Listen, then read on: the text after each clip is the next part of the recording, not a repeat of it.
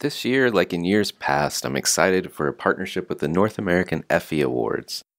The Effie Awards honor the most effective marketing efforts of the year, and I will be going behind the scenes with a number of Effie winners from this year's competition. For all of us, it's about predicting where the consumer is going and getting half of it right. One of the things we want to do is create ads that don't suck. Embracing change creates great possibility. I'm Hart, and this is Marketing Today. Hi, I'm George Felix. I work for KFC, and I'm the Director for Brand Communications. So congrats on the Effie for the return of Colonel Sanders. Thank you. It's quite the iconic return. Yeah, we're excited. It's been a fun couple of years. So for those people that are watching that were under a rock this entire time, tell us a little bit about what the campaign entailed. Yeah, so honestly, the campaign was all about, for us, KFC kind of getting back to its roots. The brand had been through some tough times, and so we realized it was time for kind of a new brand positioning to get back to what the brand stood for when it was great. And so we worked with Wieden & Kennedy to really kind of position the brand back to when Colonel Sanders was running the brand, and when that brand was at its best, he was front and center. And so we really brought everything about the Colonel back, his values, the way he did things, then obviously in the advertising in a fun way. What was the key insight driving all of that? Honestly, it comes back to what Colonel Sanders stood for. So, he was a showman. He was like the ultimate chicken salesman, which is what most people remember. But he also stood for like unrelenting quality control. And so, for him, it was all about doing things the hard way and not taking any shortcuts. And so, for us, returning to our roots and what he stood for means much more than bringing it back in advertising, but it means really just re-kernelizing our whole brand. So everyone from the team members in the restaurants through the people that work at corporate headquarters. Re-kernelizing, I like that. Yeah, it's actually a word he used. We kind of borrowed it. We found it in the archives and some old articles when in the 70s he thought the brand had slipped a bit, and so he went on a re-kernelization kind of mission, and so we kind of borrowed that as what we've been coining our process here in the last couple of years. So there's a lot of decisions in a campaign to relaunch something like that. Tell me about some of the critical ones you had to wrestle with. Yeah, I think there's a couple. So first off, I think the biggest one was admitting that the brand needed to change course. So the Colonel passed away in 1980, and so basically ever since then, the brand had kind of lost its way a bit and moved away from all the things that had made it great in the past. And so really the first decision was, we need to have a new brand positioning, and that's where Wieden & Kennedy, our agency, came into play. And they really helped us find like the brand's core DNA, kind of find our soul again a bit. And so that's been our North Star through this whole process. So that was kind of the first piece. I think, when you think about the advertising campaign, obviously bringing the Colonel back is not easily done. He was a real person, and you have to do that in a certain way. And so we knew it was going to be polarizing, but we knew people would take notice, and we've been really excited with the reception we've gotten, and obviously we've made some decisions in terms of having different actors portray the Colonel along the way, but it's been a lot of fun, and it's been great to see people's reaction to the campaign. So you have had a lot of different actors play the Colonel. Was that part of the original insight, or did they come along after? Yeah, so first and foremost, it was bring the Colonel back. So we knew when we were at at our best, Colonel Sanders was everywhere, whether it was the packaging, the commercials, the restaurant. And so we knew the Colonel had to be back in the advertising. And so thinking about how to do that was tricky. One of the things we debated was whether or not do you have one person play the Colonel or multiple, and ultimately we decided it'd be best to no one person can take the place of Colonel Sanders, and so we thought it'd be fun to have different actors bring their own spin to the role, and that would keep things unexpected and fresh. And so it certainly played a huge role in how this campaign's evolved, but we're really excited with how it's turned out. So KFC is bucking this trend of maintaining a consistent brand identity. If you think about the Colonel and the idea of switching the Colonel out, was there any risk or any pushback on that as that idea came forward? Yeah, we think of it a little differently. So we we know the power of, iconic brand elements, and we're fortunate on this brand. It's like a marketer's dream. We've got as many as any brand I can think of. So between the red and white bucket, the Colonel himself, his like white suit, the black tie, like there's so many iconic elements that we actually found that, even though the person that's playing the Colonel is different, just the simple fact of the Colonel's suit and the tie and the glasses and the beard, it doesn't matter who's there. It's like, that's the Colonel right away, and people associate that with KFC. So as long as we're, being smart about using those elements, it's finger licking good is our tagline, red and white, it's all over our commercials. And then the Colonel suit, even though the actor might be different, we found that those are enough to kind of keep the brand, identifiable and immediately recognizable, even though the actor that's playing the Colonel is keeping things kind of unexpected and fresh. So how did you pick the actors?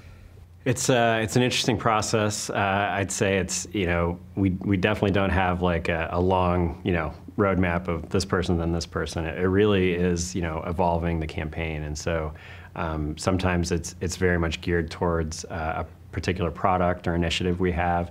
Other times we're looking for a certain tone of voice to kind of evolve our campaign more. We definitely have lists and people that we think feel right, but like a good example of one where we went kind of in a different direction than we even thought was when we introduced the extra crispy Colonel with George Hamilton, and it just seemed perfect for what we were trying to communicate and a way to kind of continue to keep things unexpected. So it's hard to say. There's no equation for it. It's just really been a function of the campaign continuing to evolve. And from my research, within weeks, you're going to have a chicken sandwich in space, right? That's right. Yeah, the Zinger. So we launched the Zinger, which has actually been our most popular product for KFC globally. It's sold in over 100 countries, but it had never been sold here in the U.S. So we brought it here, and we thought, it wasn't just enough to bring it, to be world famous. The Colonel would want to do something bigger. So we're sending it to space with our current, space Colonel, Rob Lowe, and so you can look for that going up into space in late June. So we're excited about it. Was there anything about the campaign that surprised you along the way? Yeah, there's been a lot of things that have been surprising. I guess the biggest one is probably just like there's this like love for this brand here in the U.S. and it'd been kind of hidden or dormant for a while, but when I travel and tell people what I do and where I work, it's great to hear their stories. A lot of them have, fun stories or fond memories growing up, and we see our job now as creating more memories for a new generation of people that are discovering KFC who, just might not have been familiar with the brand at this point. So winning an Effie is about marketing effectiveness. So how do you define marketing effectiveness? It's a good question. We have a saying or kind of a motto that our goal is to build sales overnight and brand over time.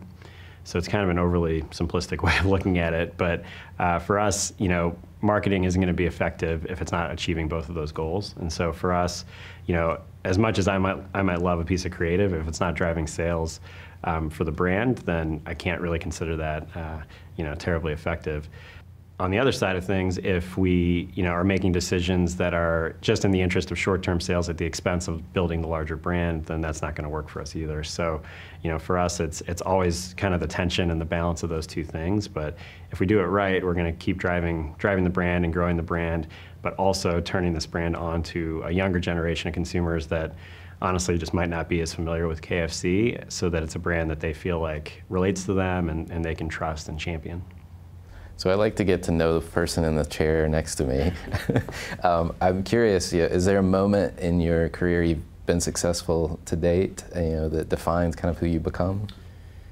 Yeah, I guess it's probably early on. So my first job out of business school, I worked, as an assistant brand manager on Old Spice, and so it was a great time to be on the brand. We were just picking up some momentum, and the first real project I worked on, campaign I worked on, turned out to be the Smell Like a Man campaign, which was a lot of fun, but it was just a frenetic experience. Basically, we went from brief to on air in the matter of 2 or 3 months, and it was completely crazy. And I think the thing I learned through that was I had a great boss His name's James Moorhead, and he taught me that, you know, you need to have conviction, you need to trust your instincts, trust your gut, and there's not always like a silver bullet or a number that's going to answer your question. And so if we would have, you know, listened to a bunch of other people that might have told us this, you know, that campaign was kind of crazy and didn't quite do what we needed to do, we would have missed out on what really turned that brand around. And so just having the faith and, you know, in your creative partners and the belief to stick with your gut and go with your instinct was one that's really helped me and stuck with me as I've gone on to other jobs, including this one.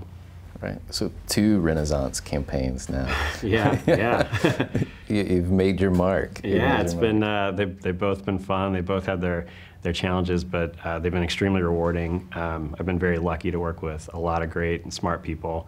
The common thread through both of them has been Wyden and Kennedy, our creative partners. So, you know, they have a knack for really finding you know, the essence of a brand and then building a strategy out from there. And so they've really taught me, you know, a lot about how to really, you know, identify what a brand means and what it should mean to its consumers. So, but both have been a ton of fun, and it's been fun to see how each brand's evolved and developed through the years. Was there a favorite aspect of the job that you like most?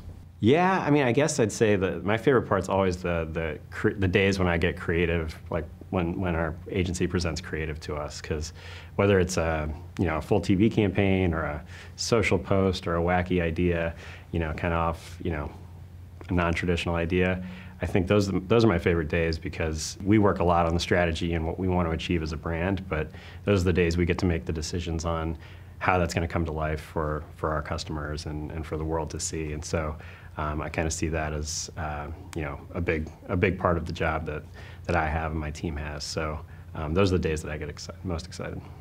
So marketers tend to be students of the business. Are there brands that you're following yourself or watching? Yeah, sure. I mean, I think, you know, probably all of us try to keep up on what's going on, you know, just what's new, who's doing different things. It may sound cliche, but Nike to me still is a brand that I always love to see what they're going to do next. And it amazes me that, you know, throughout the years they continue to stay ahead and reinvent themselves. They did some stuff this year in India that really, you know, positions women in sports in a way that country is not used to, that I thought was pretty powerful. And they've done just create, you know, they're always kind of pushing the envelope, and you know, it's really interesting to see. I guess on a smaller scale, a smaller brand, Shinola, I don't know if you're familiar with them. I love what they've done, like just from the retail experience to how they've defined the brand and built it on this idea of, you know, American craftsmanship. It's very unique and very ownable to them, and I just, you know, I love what they've done, just their look and aesthetic. So those are, I guess, 2 of my favorites. Good.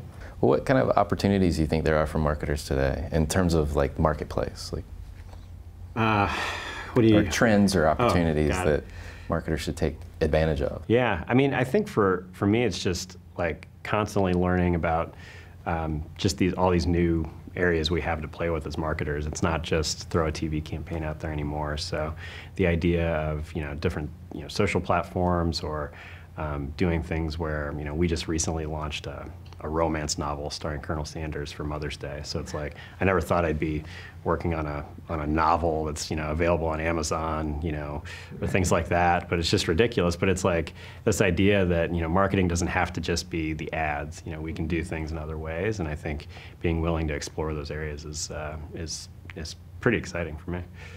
Are there any challenges you're faced with in the marketing landscape today? Yeah, honestly, the biggest one that I struggle with or keeps me up at night is just, it's like a battle for people's attention, and it's really hard. I find myself, you know, just kind of always glancing at my phone or multitasking, or, you know, just 2 or 3 things going on at the same time. And so as a marketer, it's pretty daunting to think that even a 15-second ad is too long for someone to really just focus on and pay attention to. So how can we, you know, break through, get our message across, and keep people's attention? So that's the hardest part for us, is battling that. And if we had our crystal ball here, what would you predict for the future of marketing? Where do you think it's going to go?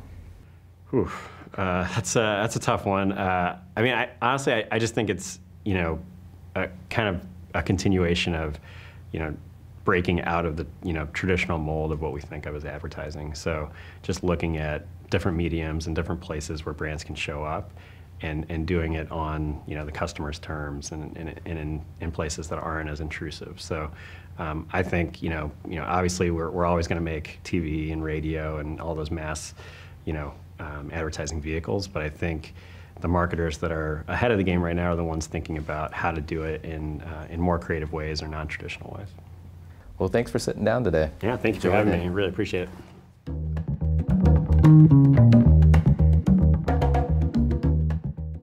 Marketing Today is brought to you by Atomic. Atomic focuses on unleashing the growth potential for clients we serve. Atomic is a strategic consultancy specializing in business, marketing, brand, and innovation. Our singular goal is to help you accelerate your efforts with the right mix of expertise, analysis, and creativity. Check us out at atomic.com, ATOMCK.com.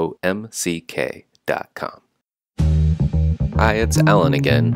Marketing Today was created and produced by me, with project management by Sarah Williams, audio production by Aaron Campbell, writing and editing by Kevin Greeley, social media support by Megan Woods, art and graphic design by Sarah Dell.